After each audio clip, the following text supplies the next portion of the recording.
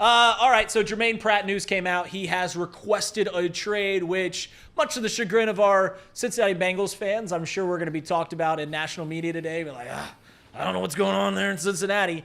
But I don't think this shocked many. This news.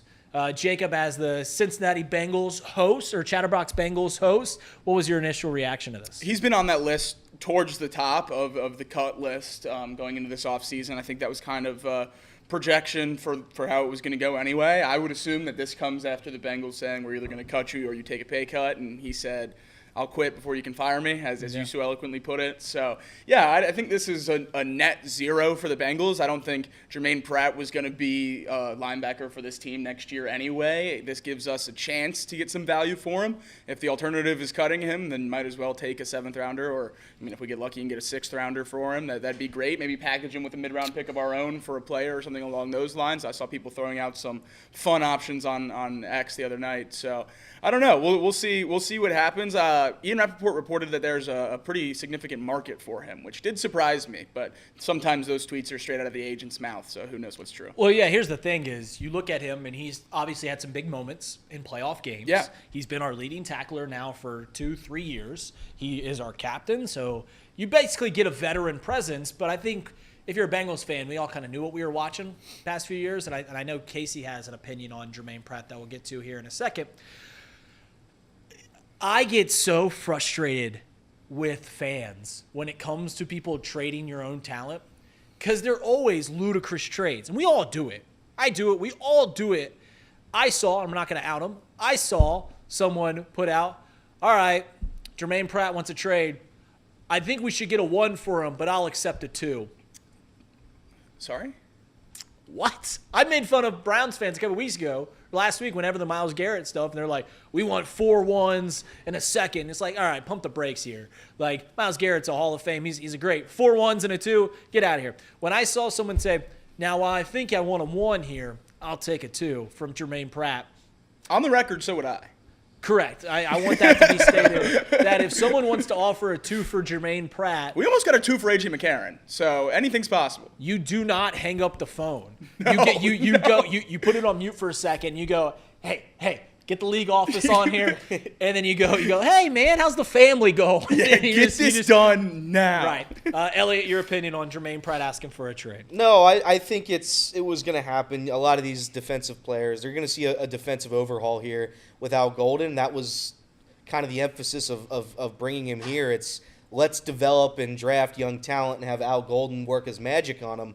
Opposed to let's have the 35-year-old, respectfully 30-year-old Jermaine Burton go out there and be the leader, the moral compass, the tweeter of the what's the thing he always tweets? The blood drop. I just think it was time. Some of these guys, Sam Hubbard is obviously on the block. He's going to be next in terms of not a Bengal soon, and it's the Bengals probably want this. I bet this was more of a mutual thing, if anything. They probably went to Germaine Pratt and was like, hey, you're probably not going to be back. And he's like, all right, well, I'll probably request a trade then. I imagine it's a mutual sort of deal. Bengals can get a draft pick back for him opposed to just cutting him. So why not do it? It's a win. He can stay on this contract instead of trying to, find something else. It's a win-win for both sides, and it's better for the Bengals to know what we need in the draft opposed to, worry about cutting these guys later on and yada, yada, yada. So get this out of the way early, and Al Golden will have an idea of what he needs to do, which is why I think we need to get the other deals done as well. But beggars can't be choosers on that. Casey, I know you're in the same camp as me listen, there was a specific moment in Germaine Pratt's fandom or Germaine Pratt's tenure with the Cincinnati Bengals that I said, I don't want him anymore. And I'll tell you the exact moment. It was when we lost to the Kansas City Chiefs 2 years ago. And after the game, he is publicly going after Joseph Asai, which that's not what leaders do. I know he's been a captain in our locker. That's not what leaders do. There's a point where you can hold people accountable. There's a point where you can, be kind of a tough leader. But when the season's over, that's not the time. And I remember that video. And he came back, and I welcome back Germaine Pratt. Obviously, he's been our linebacker for the past few years. But there was a specific moment for you where you're kind of like, all right, I'm done with Germaine Pratt. Yeah, I mean, it was after this first Steelers game this year where he gets up on the podium. He's asked about his missed tackles, and he goes, I didn't miss very many tackles. It was all just – the reason why we lost was because it was a quick game. It was all just too quick. That ruined it for him because he just admitted flat out that he's not fast enough, not able to be a secure tackler, and he got super exposed right then and there without Logan Wilson standing beside him, without DJ Reader plugging up multiple gaps. And so for me, I was a little shocked actually when I found out that he was the first person to be announced cut. I thought he would get cut, but not be the first person to kind of like the first domino, right? Yeah. This is definitely the first domino that's fallen. That's like, okay, things are starting to move in that direction where the Bengals will actually start creating a bunch of cap space, creating a bunch of cash flow to be able to pay these guys, which is a great first step. But Germaine Pratt, to me, like, I appreciate what he did for us in Cincinnati. He's going to be remembered always for that interception, sealing that first playoff victory for us.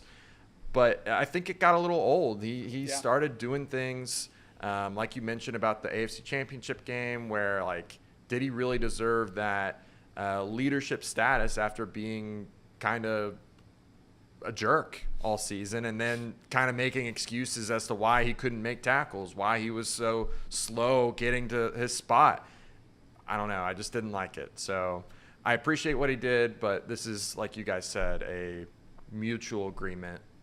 And hopefully he gets to a better spot. Hopefully he gets to keep his contract. I think that's the big thing. I think the biggest difference between Pratt and the rest of the guys on that cut list, the Alex Kappa, Sheldon Rankins, Sam Hubbard group of it all, is that Pratt has a little bit of value. He was top 10 in the NFL in tackles last year. We all know here how not great he was in terms of missed tackles and things along those lines, but he did have the raw numbers of a decent NFL linebacker. That's not the case for a lot of the other guys we're debating on cutting, so I bet he took it a little harder than those guys would. You know, if you tell Sam Hubbard you're getting cut, Sheldon Rankins you're getting cut, they probably have seen that coming for a while now. Germaine Pratt, we've seen him talk himself into this team not missing tackles. So I'm sure he talked himself into being on this roster next year, and he took it pretty hard when they told him he wouldn't. I think that's the main difference between him and those other guys. But another guy on that cut list who mentioned something after this move, Geno Stone, there was a post about every NFL team's worst free agency signing this past season, and Geno Stone replied, a lot went into that, but no excuse next year. I'm back on my S. So it appears Geno Stone will be back in Cincinnati as well. He's a name we threw out as a potential cut.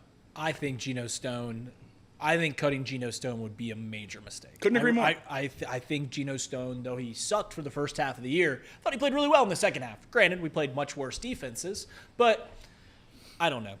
I think we should bring back Geno Stone. He's young. He had a bad 8 games, and I'm not willing to cut bait. And also, it's a smaller contract. It's what, $4 or $5 million a year. Yeah, it's relatively cheap. It's really not that. It's what we're paying Drew Sample. So it's like it's not a big deal. We're not saving a whole lot of money. And this is a guy 2 years ago was second in the league in interceptions. I know we keep throwing that around every time that we bring up Geno Stone, but it is what it is. The thing about Germaine Pratt, and I don't know if one of you guys said this as I was, perusing the internet for other people's opinions, is he's the one out of all the cut options. He's the one where we at least don't have an answer right away. Yeah. He's the one answer. Like if we cut Sam Hubbard, we got Miles Murphy right there. We cut Sheldon Rankins. We drafted 2 defensive tackles last year. We cut even Geno Stone. There's other guys to fill that spot. We cut Germaine Pratt. There's no linebacker in waiting for that position. This is going to have to be a new position that we either get in free agency or draft with high. Either way, we're going to have to be using some of our capital, draft capital or quite simply money, to replace that position. So that's really going to be interesting to see how we go about that because, like I said, it's not like it's a plug-and-play situation to where you can – sign a veteran and go, well, we still got this young guy that might turn into something like Miles Murphy, like the 2 tackles that we had on the interior line last year. We'll see. we'll see what it comes with Germaine Pratt. I think that means that they're giving Al Golden more control than I expected them to right away. I think Logan Wilson fits his scheme pretty well, and I don't think Germaine Pratt does. He can't cover, and he can't really rush. He's an old-fashioned thumper linebacker, and that doesn't work in Al Golden's system. He needs the versatile linebackers. We've talked about that extra role he's adding to the defense next year, that hybrid linebacker edge rusher, and we don't have a guy that fits that role either. So I think this is the first move of overhauling the defense to match what Al Golden wants to do, and I think that's the best chance the Bengals have to turn it around relatively quickly. All right. Casey? Yeah, I was pretty much going to say the same thing. Pratt didn't really fit the scheme of what Al Golden wanted to do. You need linebackers that are able to do both things very well: tackle, cover in space, be able to get to the quarterback and pressure him whenever they dial up blitzes. Pratt being kind of slow and starting to lose some of that the young juice factor in him. Just wasn't conducive to the style of play that the Bengals are going to probably go forward with. And when you look at the linebacker class this year, it's really deep, man. I mean, like, they have options available to them. They could get a stopgap guy like a Bobby Wagner. It's one of the only Greenlaw. There's plenty of options for them. Here's what I'll say when it comes to the Bengals in the draft, and I think I've made this opinion before. I made it known to Jacob off air, and it's no secret that the Cincinnati Bengals have had problems drafting over the last few years. I don't think I'm breaking any new ground on that one. There's a few positions in the NFL that have seen their value go down significantly over the last 5 to 10 years. Running back being one. We might see that uptick with the signings of Derrick Henry and Saquon Barkley the last year. And obviously some early round draft picks that people got that have been successes. Linebacker's another one. Actually, linebacker's probably 2 behind running back and seeing their value decrease. The Detroit Lions have gone about this pretty much for the last 4 years, and I know they have had some really, really, really good draft picks, but they have drafted guys out of round. For a while, we say, do not draft a running back in the first round. Do not draft a linebacker in the first round.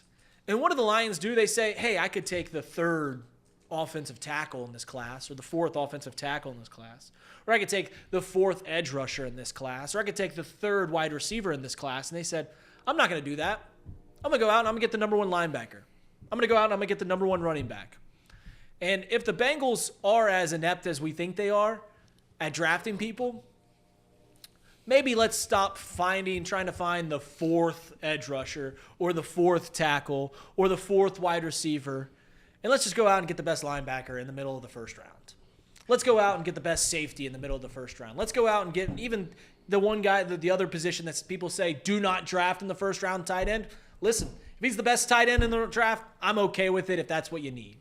Because at some point, you got to just get the best guys at their position.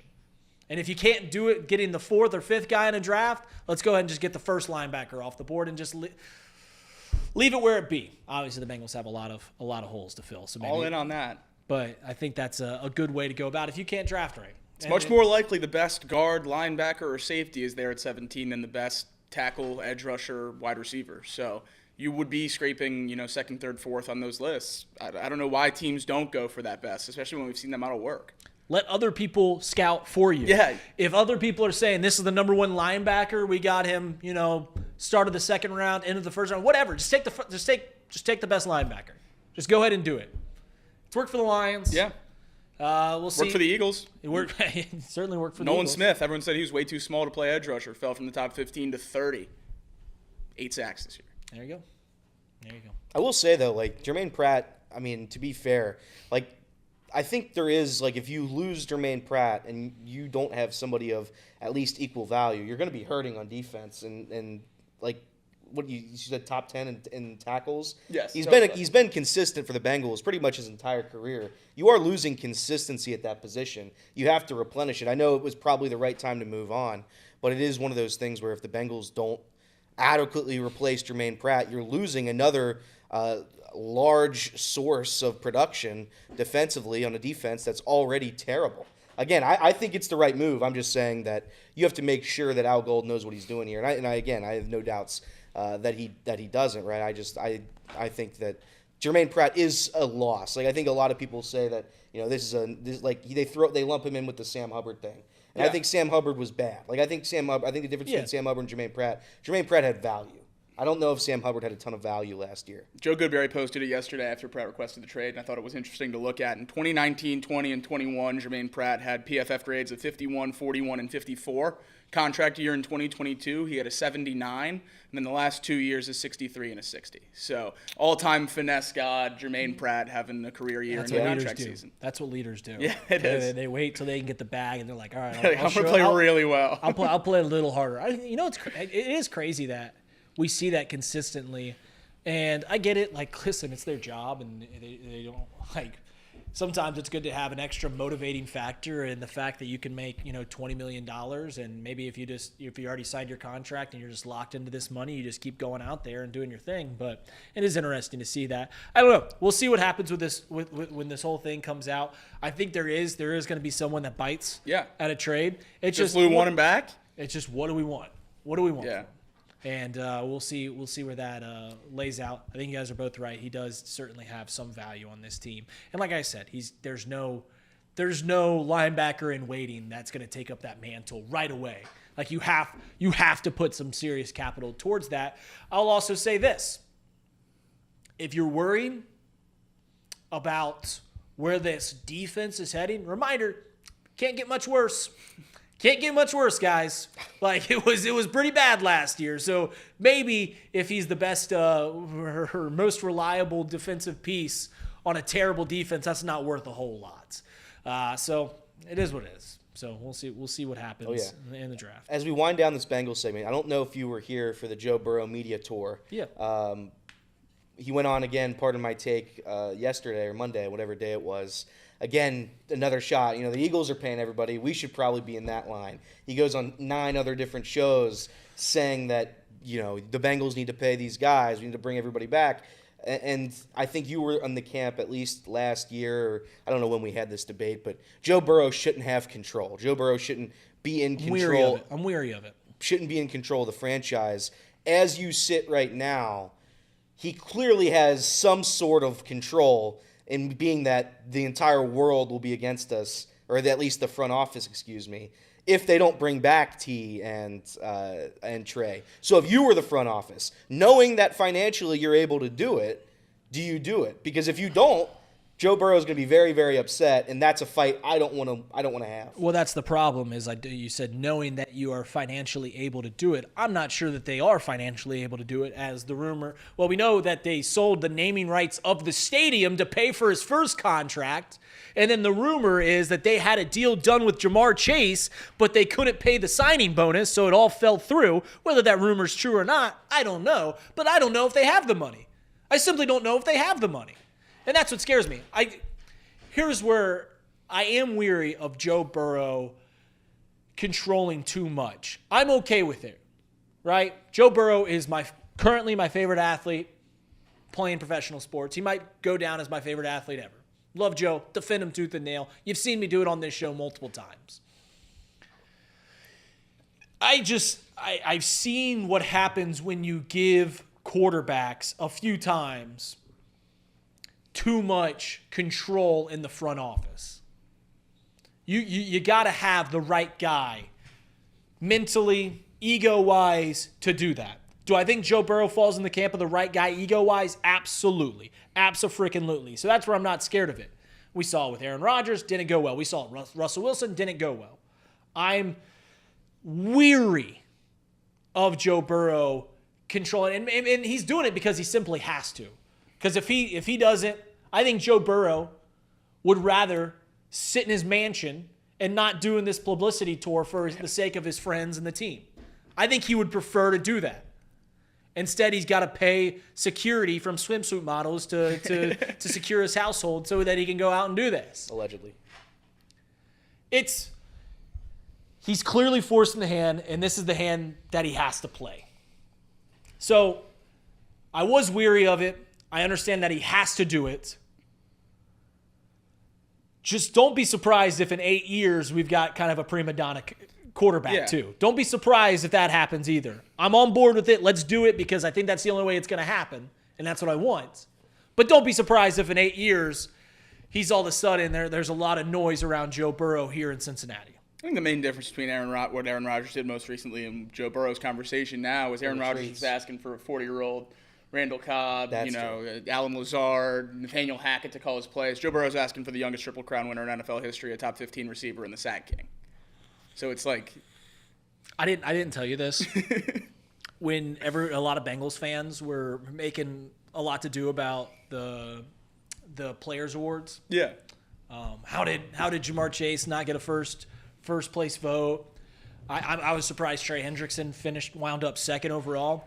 Do you know how embarrassed I'd be if I was a Bengals fan and we had the Offensive Player of the Year, That's the fair. Defensive Player of the Year, the third place guy or fourth place guy in MVP voting, and the Comeback Player of the Year, and we didn't play a single playoff game? You know how embarrassing that would be? It'd be tough.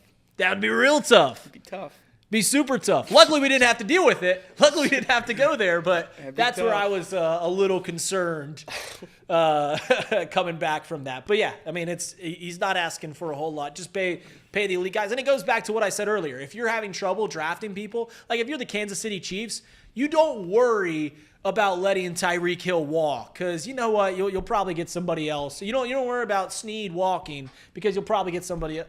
You're Cincinnati Bengals. It's not every day that we get elite talent in this locker room. You keep it as long as you can.